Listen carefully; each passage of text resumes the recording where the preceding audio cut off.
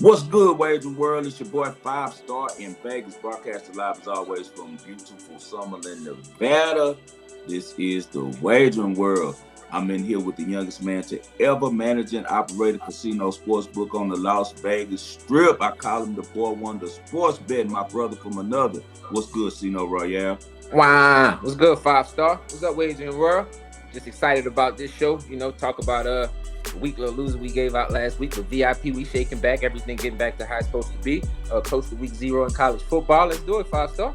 Don't trip on that. That was a qualifier. One of those situations where, it's a toss. So, don't trip about that. But one thing I always taught you about tennis, on the toss, when it's a toss up like that, you always take the plus money because you might as well. It's no different flipping the coin. So look for the value. And as always, man, we got the day one in here, the OG of the Wager World, the only Sacramento Kings fan that I know. What's good, spread there? Man, it's going to be real football. No more practice reports.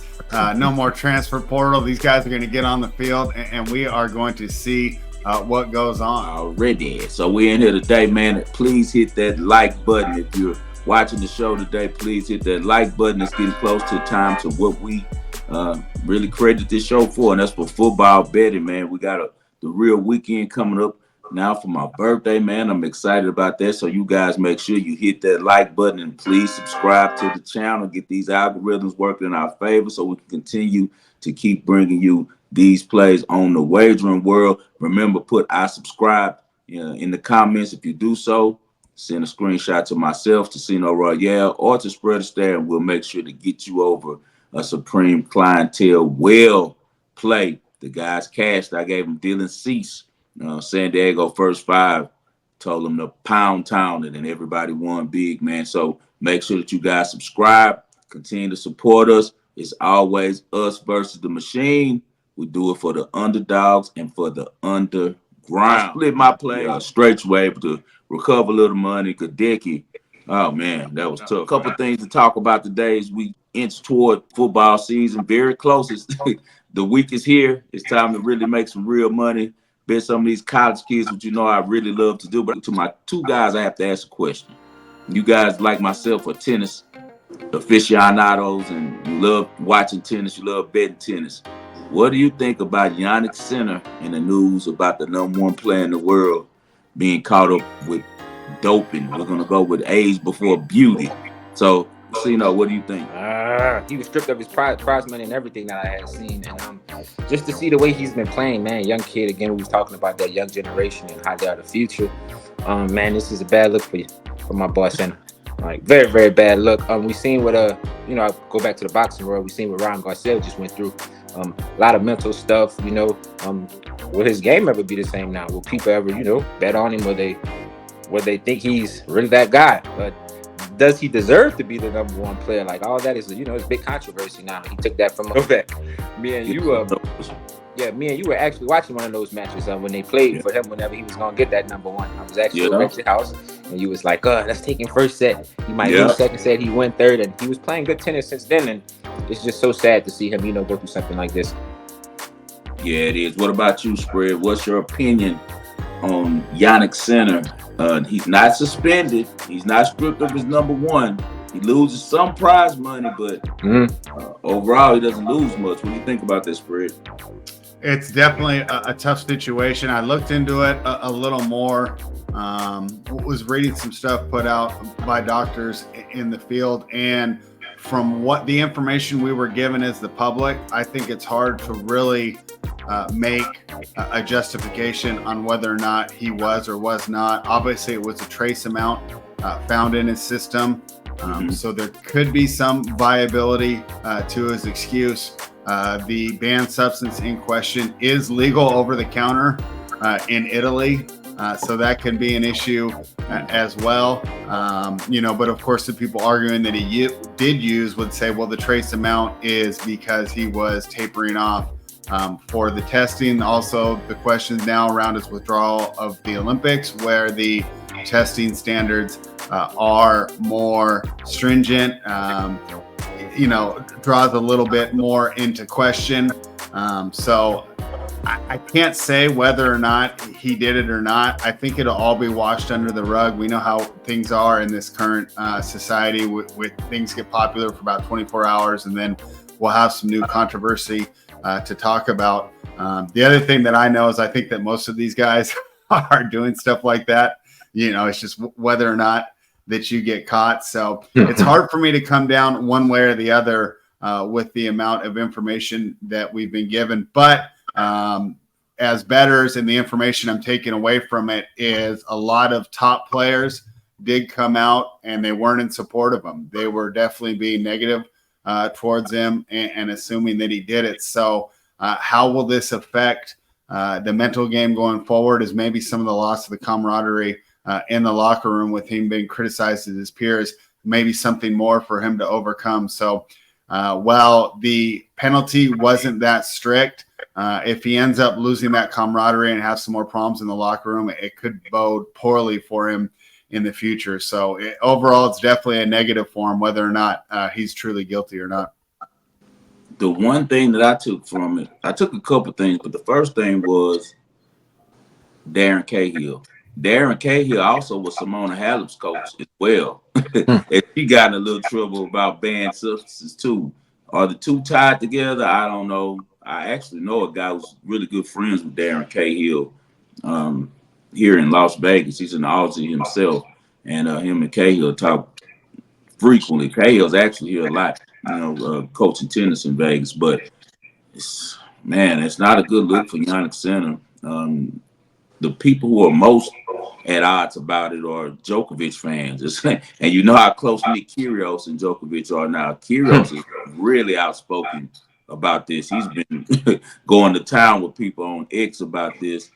He just feels like it's unfair, and he's saying that's why his boy Djokovic might have lost the Australian Open, because we saw Sinner with a powerful performance that day. And everyone's also saying, like, this kid has the biggest forehand on tour. And remember, we just talked about this a couple days ago, how slight his frame is.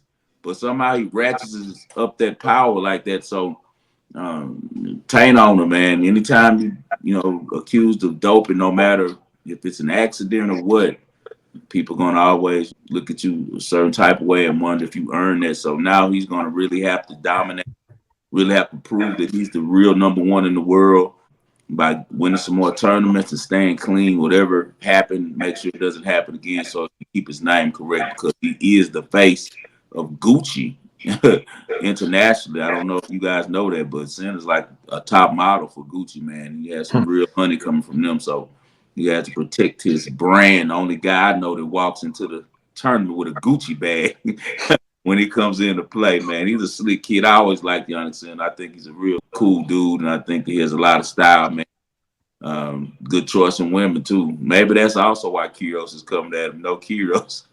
That's his ex that Sinner is dating now. So in Kalinskaya. So maybe that's another reason for the Kyrgios to dislike Sinner and try to air him out. But I'm hoping one day we get Kyrgios on this show. For real. Hey, yeah, I'm gonna get him. Watch, we're gonna definitely get Kyrgios on the show. Shout out to my boy Stefan Kozlov. That's him right. and Nick Kyrgios are real good friends. And I talked to Stefan day before yesterday. Actually, he reached out to me. He was we be doing some things together. That's my boy. Next time you're in town, we should all hang out. Since I'm not working no more. We definitely gonna get Kyrgios on the show. We definitely gonna do that. For sure, man. Well, it's my birthday weekend, as you guys know. A lot of business to handle. Mom-in-law and grandmother-in-law is always coming through in the clutch and flying in today, so they can keep the kids with me for the rest of the week, so me and the wife can go and have a good time and move around and enjoy my birthday, man, and around the sun one more time again. And I'm really blessed for that, man. But no time to look backwards, no time for the past right now. Let's jump right into the present. Let's go with the spread. All right, 5-star. I'm excited about college football kicking off this weekend, and I can't wait to see where you guys are landing here so I can get these bets in right now. The college football season doesn't kick off, though, down south like we're used to. They're doing it over in Dublin, Ireland. As we've seen the NFL and the NBA try and become international sports, now college football is taking on that as well, opening up in Dublin, Ireland. Florida State, we've talked about them before. We talked about them in the preview. Of course, they had that great season last year. Then their quarterback gets hurt. They pull everyone out of the bowl game, so they did not finish undefeated. However, going into the bowl game, they had a good argument. They were in the top 4 last season. A lot of turnover there, though, for the Seminoles. They'll take on Georgia Tech, a team that's always known for its tough play. Maybe an advantage to play them in week 1, where you have a little more time to prepare because they do play a different style of football. Right now, the line is dropping. Looks like Georgia Tech's taking a little bit of money. This line is 10.5 total, 55.5 5-star. Let's start with you. How are you approaching the first game of the college football season? Can DJ Uiagalelei step his game up? He looked good early last year for Oregon State. I remember I faded him when they went to San Jose State. And I'm a big fan of San Jose State's program, and especially when their coach, who now is the head coach at Arizona at the time, he was still coaching over there.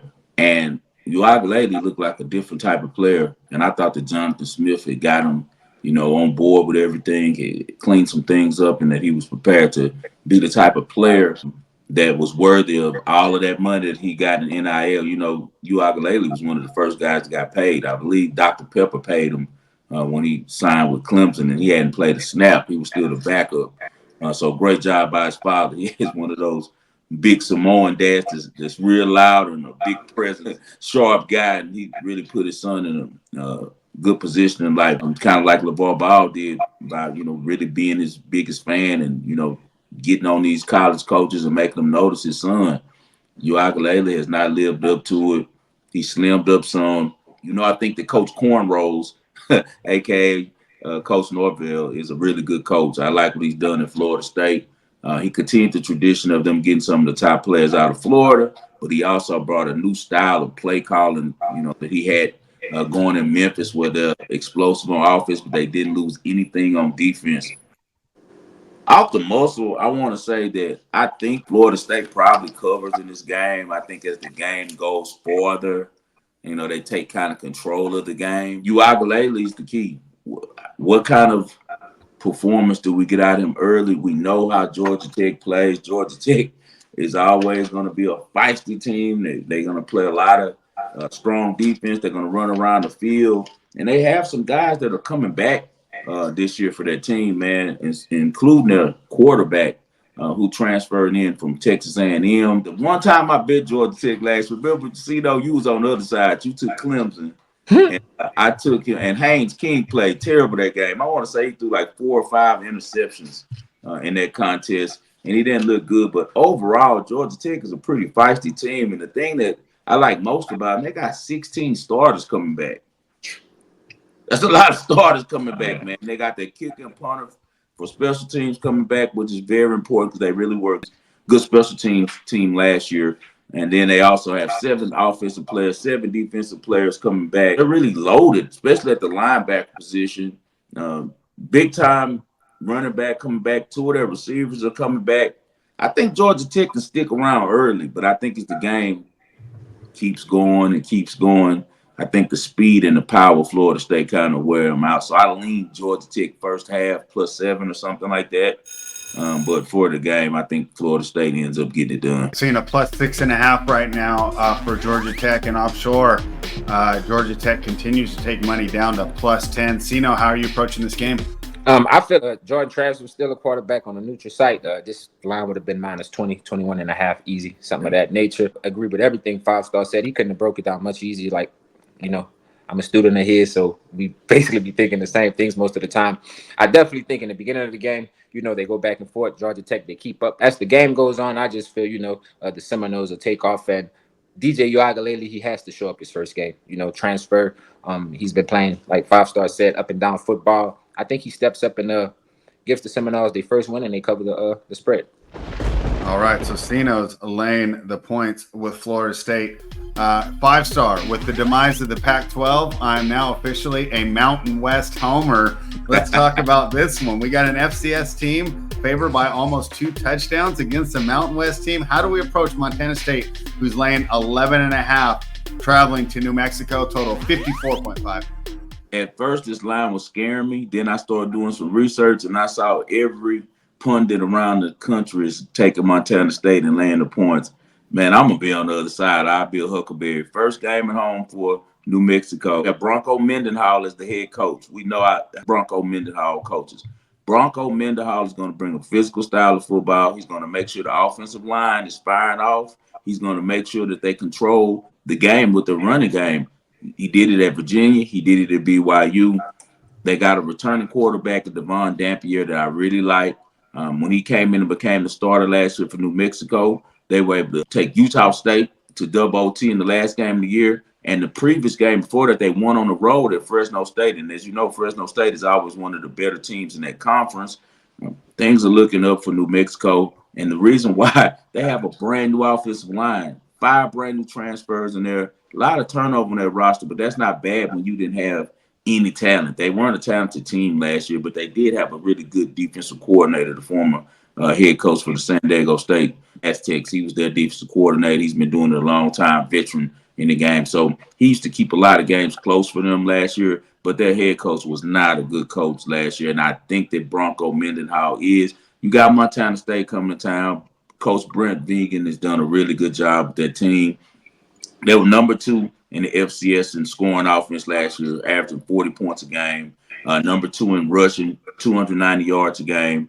They lose Sean Chambers, who had transferred over there from Wyoming, who's a big-time player, 6'5", could play some receiver, play quarterback as well, really athletic. Now it's all on Tommy Mellett. They call him Tommy Football. He's one of those really scrappy little kids, maybe about 5'10" on a good day, 200 pounds, a little burst of energy. I think that the athleticism that they display on their level of playing, don't get me wrong, it's a new day, just much like college basketball. The college football doesn't have a lot of difference at the skill position. Just like those little teams from other conferences now can shoot with the big boys, they just can't body up with them. They just can't, play down low. And I think that's the same thing here. I think that Mendenhall will have his offensive line and defensive line ready to contend and fight with Montana State enough to keep them bottled up a little bit, at least enough to keep the game within 11 and a half points at home. That would be a really embarrassing opening to his career, getting blown out by Montana State. I know Montana State's number 4 in the FCS and all of that, and I know that they go to the national title now pretty much perennially in that division of football. But man, you can't, as a Division I team, the FBS team, get your ass kicked like that at home. And I don't think that Bronco Mendenhall will. I think that they'll stay in this game. And I think they may have the best player on the field in their quarterback, Devon Dampier, instead of Tommy Mellett. I think Tommy Mellett is a hard running player. He kind of Eric Krause type of, player. But I don't think his athleticism shines as much against a defense with a little bit more speed than he's used to facing in the FCS. So I got to be a Huckleberry. Give me New Mexico at home, plus 11 and a half. And are they offering a money line spread? Because it's my birthday weekend. I'm hitting that money line, I don't have this game up right now, so I'm waiting to put that one in. So I'll let you know. But yeah, I can see where you're going there. Sino, did you have anything else to add, or are you on the same thing? 5-star, again, he broke it down just how I would. Like, again, you got a new coach coming in. 10 points at home is an opener. I think they're going to be real, tough. They're going to be all into it. It's no blowout. I think Montana State went by a touchdown at least. Touchdown, field goal, something of that nature. They're not about to blow these guys out. It's going to be hard to prepare for a new Lobos head coach. You don't know what's going on. Yeah, and it's Fox Sports 1. These two teams that never play on Fox and be the only game that the world's watching all year. Now, when Montana State gets in the playoff, they'll be on like ESPN2, and be the only game on. But New Mexico will never sniff, prime time like this. Not a 1 p.m. game. Fox Sports, they're going to be fired up out there, man. They're going to be fired up. I'm taking the money line if I could find. I'll probably have to go over to Westgate's the only one that usually had a heart in town, right? So, to serve the money line up on that. It'd probably be like plus 900. They might be smart and put it like plus 650, 700, right? What you think? Yeah, probably. Something around that nature. What you think? A minus 11 and a half pay. A plus 11 and a half pay on money line when they know that they have a chance of winning, because that's the key. Yeah. By 600, 650. 600, that one. Something of that nature had you scratching your head like, why this like this? And then they just want you to money line the other side to take your money. Yeah. Right now I'm seeing a plus 12 with Georgia Southern at plus 340. Okay. So probably around there. Okay. I just grabbed the Okay. game. It was plus 12. Who they So playing getting 12 points against? Georgia Southern getting plus 12 against Boise State. Oh, they're gonna get blew out, boys. They're gonna smoke them. They're gonna smoke them. That 340 is low. I don't want 340. I'll take the points over 340. I can wait to get Seems a 340 little high. lower You than know, so that's way too small, way too low. No way. It's all about value, guys. When you bet in sports, you gotta always remember. I always bet straight first of all, because parlays are the devil. Remember We was that. talking I about that started before telling we you, went like I live. told Cito when we first started doing this, parlays are the devil. So never get into parlays. If you're up, you can play with a little bit of parlay money, $50, $100 here and do a couple of flips. But your solid bets, man, even if you're seeing multiple things that look good, always remember to go straight on it. Because at the end of the day, it's all about making a profit. What we got, Spread?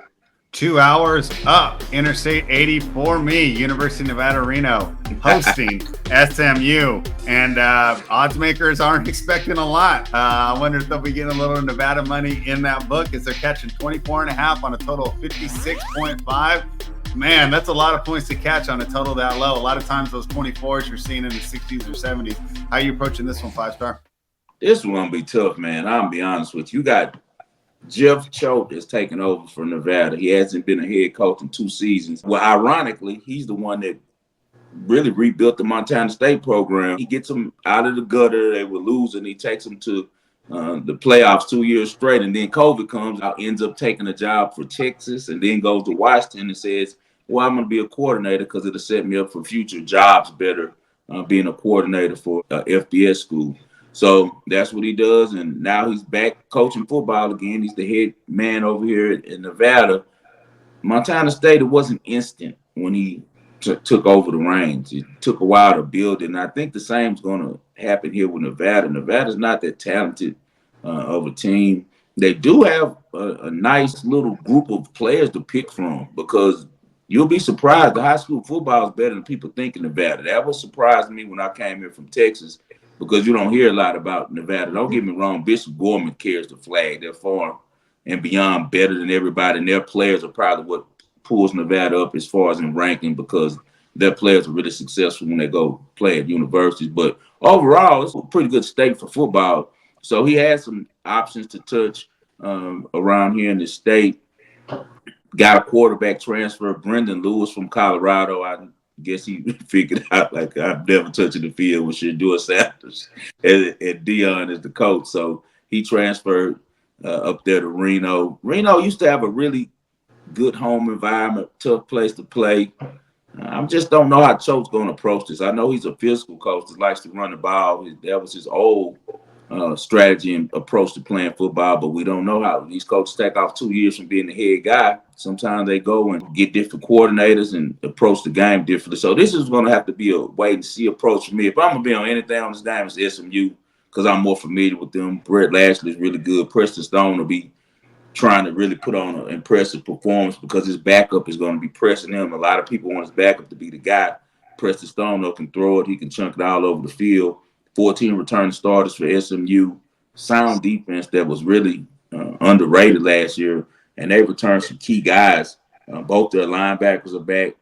Rush DN, both the safeties are back. If you got strong safeties and linebackers, veterans who know where to be at and where to put people at on the field, you're going to be really good. I'd probably lean on this one spread first half under 30.5. I think that they're going to go up tempo. I think that their coach is smart enough to know that you want to limit the possessions of SMU. And SMU's going to do what they always do. They're going to sprint up and down the field. But what I can say is Lashley has made them a little bit more than just a run and gun team. They're not just a run and shoot old SMU teams we used to see before. They are a little physical now. They do run the ball, but they do put up points. RJ Maryland, that tight end, is a big-time player. I'll be searching for his over on yards if you could find it somewhere. I think that he has a big game in this opening game. So I lean to the under 30.5 first half, but it's not an official play. It's a wait and see for me. Probably something I'll jump in live. Sino, how are you approaching this game between SMU and Nevada? I think these 24.5 point spreads are tough. There's a lot of variance that goes on at the end of the game. 5-star, he break it down so phenomenal, man. A lot of variance. These guys, 24 points to start. It's there for a reason. I used to play big favorites like that when it start. So first half, I definitely lean SMU and keep it like that. There you have it for this weekend. Week 0 is here, and man, we're gonna have the big show next week when we have all the teams kicking off. Yeah. Just one thing I wanted to point out, 5-star, USC taking money. Good. I thought they were going to go to 7. It's good. It's down to 4.5 offshore right now for that USC LSU game. I was kind of surprised to see that. I thought the line would go the other way. But can we be surprised if you're a really sharp bettor? You're going to look at this game and you're going to dig into the past, and you're going to notice one thing that is the constant about LSU since Brian Kelly's been there: slow starts. We've lost the first. Yeah, we lost the first game of the season. Our seasons he's been the head coach, I want to say. So but we're playing Florida State, so I forgot what the other one was. We played Florida State twice, and it was somebody else that they played. They lost to as well. But that's the thing. We know Lincoln Riley's going to have that offense popping. So LSU can't take any plays off and can't get off into the type of game where Nussmeier's going 3 and out and they keep giving the ball back to USC, because they are playmakers, and you know how this thing works with teams that play like Lincoln Riley's teams play. It's momentum. If they get a little good energy going early, the receivers are seeing like, oh, they weak. I thought they was like this LSU. They catching balls and the hits is not as hard as they thought. It can get ugly. USC can pull out for upset. So I can't wait to look deep into that game next week. And hopefully, like I said, Sino and me and the kids will go pull up over there, man. I bring Ian and Dean. Now, I ain't bringing Dean. Dean will act up, man. It'll be me, you, and Ian. So, I'm not bringing about 4 of y'all. His ass is bad.